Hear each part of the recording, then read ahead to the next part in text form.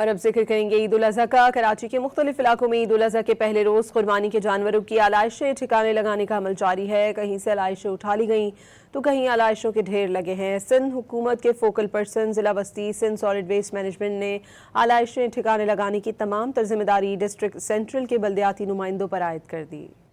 بڑے شہر کے بڑے مسائل۔ کراچی کے مختلف علاقوں میں عید الاضحیٰ کے پہلے روز قربانی کے جانوروں کی علائشیں ٹھکانے لگانے کا عمل جاری ہے۔ کہیں سے علائشیں اٹھا لی گئی ہیں، کہیں علائشوں کے ڈھیر لگے ہوئے ہیں۔ گلستان جوہر، گلشن اقبال، ناظم آباد، اورنگی ٹاؤن، ناظم آباد کے کچھ حصوں سے علائشیں نہیں اٹھائی گئی ہیں، جس سے تعفن اور بیماریاں پھیلنے کا خدشہ ہے۔ سندھ حکومت کے فوکل پرسن ضلع وسطی Sindh solid waste management Asad Hanif نے لاشیں ٹھکانے لگانے کی تمام ذمہ داری ڈسٹرکٹ سینٹرل کے بلدیاتی نمائندوں پر عائد کر دی۔ ڈسٹرکٹ سینٹرل سے جتنی بھی 2014 کی گاڑیاں ہم نے ٹاؤن چیئرمینز کے حوالے کی ہیں کہ ٹاؤن چیئرمینز جو ہے اس کے اوپر کام کریں، کیونکہ وہ ہمیشہ یہ کہتے ہیں کہ اختیارات نہیں ہے، تو ہم نے کہا چلو اختیارات بھی تمہیں دے دیے، تم بھرپور اختیارات کے ساتھ کام کرو۔